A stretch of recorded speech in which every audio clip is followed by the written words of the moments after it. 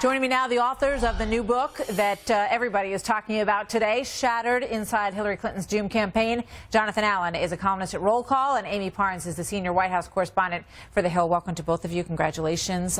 It's a fascinating read. And I guess I want to start, Jonathan, with the moment that Podesta came out, because to say that this was the most shocking presidential history moment, I think, is not to underestimate what we all watched that night. It was absolutely topsy-turvy, shocking, crazy. Nobody imagined it. And nobody's jaw was closer to the floor than Hillary Clinton's. I mean, she was completely taken by surprise. She believed she was going to win the presidency, as our sources told us for this book. That set of events that you just recounted, the slow realization that she was going to lose, then a series of phone calls with the president, with Donald Trump, with the president again. This was really an amazing moment in American history, and one that was unexpected, I think, not only by the Clinton camp, but certainly by the Democratic Party. And I think a lot of people in the Republican Party were surprised, many happily surprised. Everybody was. She talked about wanting to make a gracious exit, Amy, and we have the quote from your book on the screen. She said, because there was a debate going on about what her tone should be, and there's the quote on the screen. Tell us about this moment. So there were a couple of different sides kind of going against each other. One side was basically, let's get out, and basically say, this is the guy she had been attacking for so long. A lot of people really wanted her to go out there and attack him again and say, we're going to stand up to him, and this isn't our guy. He's like the opposite of what we want. And then there was the side that basically said, we need to go in there and be gracious and basically explain to people like the path forward and that we need to support him and move on. So there were two kind of competing factions in that room.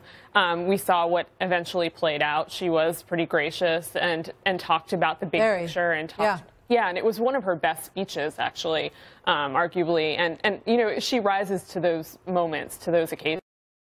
I think she did that. She certainly did. Yeah. There's another revealing moment when she says, and we can put this one up, I don't understand, this is during the course of the campaign, I don't understand what's happening with the country. I can't get my arms around it. Boy, that really puts it right on the head, huh? Absolutely. What you saw in the Democratic primary was Bernie Sanders really tapping into a vein of populism.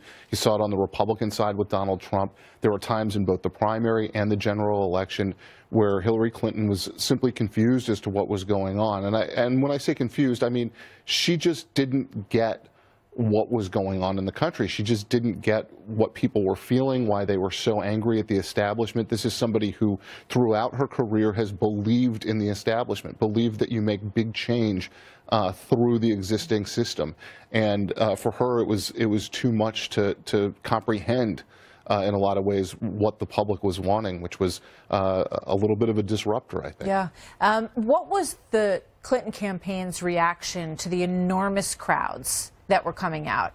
And also talk about Wisconsin and Michigan and Pennsylvania, because they didn't go there and they were afraid that they were going to telegraph each other's moves a bit at the end, right? Right. Yeah, it's funny because as we talk about in the book, she had a tense moment right after the Michigan primary where she really wanted to know what was happening, and she was like, we're not really getting at our message. We're kind of tiptoeing around it. We need to do a better job of doing this. I'm paraphrasing, of course, but this is her sentiment. And she's really confused about why she lost there.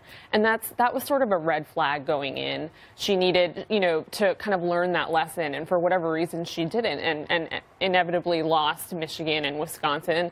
But I think, she, like John said, she really wasn't concerned about, she didn't get the populism that was kind of, surrounding her, developing around her. So I think she saw the crowd size, but she felt like she had the party behind her. She had the financial backing of people. She had the surrogates, the star power. She felt like all the stars were aligned.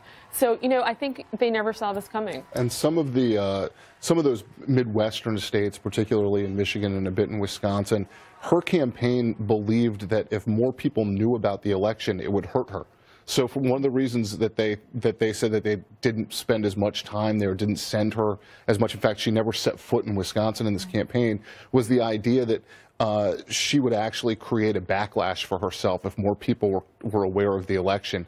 I think it's hard to play that out, in part because. But they'd already found those voters, is what we now know, right? Right, and one of the issues for her was she abandoned persuasion. Her team decided that it was better to try to turn out Democrats than try to convince people on the fence or loosely affiliated Republicans to vote for her. And that was exactly what Donald Trump was doing. I want to end with one question, because when you talk to the campaign members now, they firmly believe that James Comey stole this election from Hillary Clinton and that the Russians threw this election towards Donald Trump. Mm-hmm. And she believes that, too, and has said it in recent days. But as John and I report in this book, it's so much more complicated than that. There was infighting going on at the toppest levels, at the very top levels. There was, her message was off. We detail in this book, play by play of how her opening kickoff speech was a mess from the very beginning. They couldn't quite nail the message. Their message was all over the place. They had 20 people working on this speech, which is pretty rare in politics. You usually have a speechwriter and the principal. So, we detail that there were problems all over the campaign, and it's very easy. Of course, Comey and Russia obviously had an impact on this, but it was so much worse than that for them. And if I could throw 3 ideas in the mix here, one thing they don't talk about is the notices of Obama premium spikes that were going around, which I think huge issue. Which I think were a huge issue, and actually Republicans started seeing their numbers track up in these important swing states right before the Comey letter came out, which we report in the book. Number 2, the Comey letter is related to the email scandal in the first place, and while the FBI didn't find that there was a prosecutable offense, I don't think there are very many people who would make the argument that what she did was what you would hope that a Secretary of State or a president would do. And number 3, in terms of Russia, we knew that the intelligence agencies had said that Russians were trying to interfere in the elections and were involved in that DNC WikiLeaks stuff. Yeah. And she made that case in debates, and that didn't turn enough votes in enough places for her to win the election. Yeah.